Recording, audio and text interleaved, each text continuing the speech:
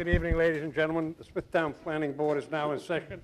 Flag of the United States of America, and to the republic for which it stands, one nation, under God, indivisible, with liberty and justice for all. We thank you.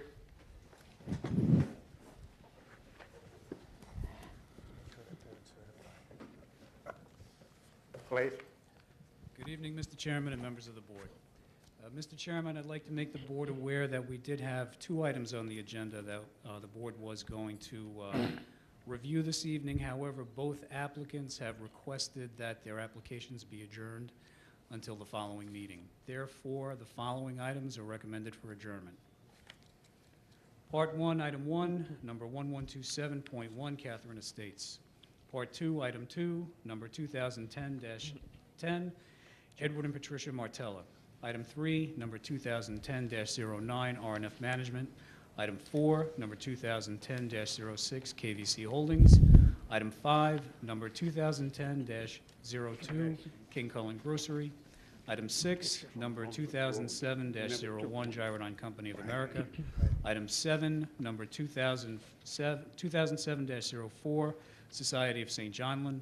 Item 8, number 2009-05, FB4 Realty. Part 3, Item 9, number 1053A, Berg Estates. Item 10, number 911A, Glen Hill Northern. Part 4, Item 11, number TC 11-01, T-Mobile Northeast. Part 5, Item 12, 280A, application of Olivia Estates. Item 13, number 926, Countryside. Part 6, Item 14, number 1143, Gemini Landing. Mr. Chairman, these are the items the Planning Department recommends for adjournment this evening. Thank you. Is there anyone here to be heard on those items to be adjourned? In other words, the whole agenda has been adjourned tonight, unless you have some question that you want to put? No? Gentleman in front? No? Okay. I believe these are students.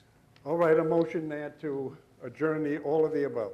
Mr. Chairman, I'd like to make a motion to adjourn the items read. Second. All those in favor? Aye. Opposed? So ordered. Now, That concludes the agenda for this evening, Mr. Chairman. okay. Their handouts are. Okay. Just to let the board know that in front of you, I have Yes. given you handouts. Yeah. I've had a request from some of the members of the board. They'd like to review this first before we have any discussion on it, all right? That way they have any questions there, they can be ready for the... Very good. Okay, just so that the board, if you want to do any other research on this, this is the discussion of the variance powers of the boards. And there are two separate laws under the state of New York under town law. One of them is Section 267, and the other one is 278. We did not include those because we only included the town zoning ordinance, which summarizes that. And that's what this is all about. The regulations that you see before you, which are from Chapter 322 of the town's building zone ordinance, are referenced to those two sections of state law. Okay? And if there's any questions, or if you would want a copy of those laws, or any of the historical laws that we refer to, we have them in our office. Didn't we get these in when we were board members? We were given all of the... Well, all of the other thing that this is kind of like a breakdown. what we have is we normally cover the subdivision regulations because that's 95% of the tasks that are before the board. This is in the zoning regulations, which you do have a copy of, but we may never have pointed this out to some of the members of the board. Okay, so I would also note that you have what has been given to you in the blue copy, which some of you are reading right now, is not relevant to the matter at hand. But what has happened is the town is no longer giving us updates for the board on current codes. And after discussion with council, we felt it was prudent for the board to have a current copy. We don't know, since you all were appointed at different times, that you all would have different versions of the code. And so rather than try to figure that out, we figured we'd give you a whole new code. These are current of the subdivision regulations. In about a month, we're going to give you another copy of the zoning regulations, a completely new copy, so you could throw out your old copy. Okay? When was the last time that the comprehensive code was done, the plan, You mean redone? being redone? When was the last time it was done? Okay, well, there's three different ways you could answer that question. There's called recodification.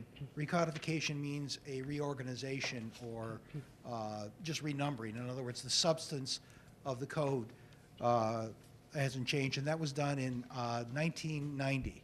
Okay, that was, they renumbered it. The old chapter for subdivision regulations, I think it used to be chapter 54. And then they changed the numbering system, and now we're using chapter 248, and it was just reorganized and renumbered. That wasn't a change in the substance of the regulations. The actual subdivision regulations in their current form have not changed in organization since 1954. And I'll just let you know, this is one of the, I've been pressing the town board. I want to completely redo these regulations because they are, they're way out of date in terms of trying to be updating a lot of the sections. They refer to state laws that are many versions behind and stuff. So we're going to try to get this rewritten. But the town was going to recodify the laws. They got a grant for it last year, and then they stopped. So that's where we Any stand. questions by the board? And we'll read it, and then I guess we'll discuss it next We're time. going to read it Right. first, and then we can Right. discuss it, all right? And can we get there, The can you Rumford, get right? T-Mobile, is it T-Mobile is doing this application? Yes. Can we get them to do a picture of Rumford Road? Is that From Rumford view, Road, right? that view from Rumford Road looking into the back of the site? All Okay, right? we'll ask them to do it, yes. I would mention for the board, we did contact the owner immediately on the next day about the lighting situation. We did a site inspection. There were 4 unshielded lights on that building. They were replaced as of yesterday. All the lights were replaced that were unshielded. All the lights on that site are shielded face downward, so that, we have photographs of them installing the lights, just to make sure. So they've now been shielded? All the lights are shielded. There should be no glare. We did the inspection. I had a meeting the following day there was a meeting on Sunken Meadow State Park that was in the high school the next day. So I took a ride by and I looked at the place, and that's where we noticed the 4 unshielded lightings. We notified the owner, and the owner promised to change them within a week. They shut them off for a couple days because I asked them to shut them off, and then they installed the shields. So it was, should be no unshielded lighting, but I will ask the applicant to do a photo from Rumford Road. I don't know, having some experience with night photography, if they're going to be able to do it at night. That would make any sense. But With the gentleman that came that night, I think that he invited anybody that wanted to come into the property there, he would Right. welcome them. Okay, well, we'll ask them to do that. Okay. But sometimes I'm very experienced, I don't know if you know, I do photography, and night photography is one of my specialties. It's very difficult to shoot at night and get a clear picture of what's there. Have you heard from that gentleman since the lights have been shielded? Has it been an improvement for him? Or No, don't you know? we haven't heard. Okay. There was also an issue, and I was discussing with Barbara before the meeting. The residents have complained because there's really very little buffer that's between them and the commercial use.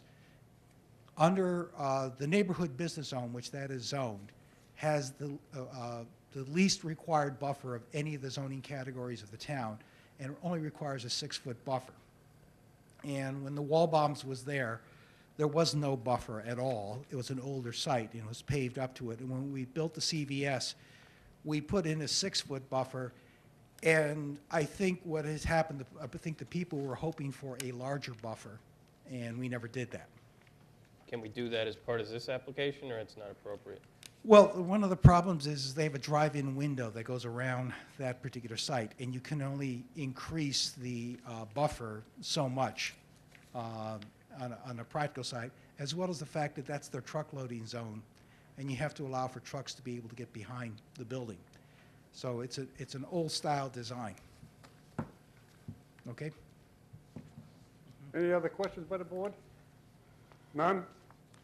A motion to adjourn. Motion to adjourn. Second. All those in favor? Aye. Opposed? So ordered.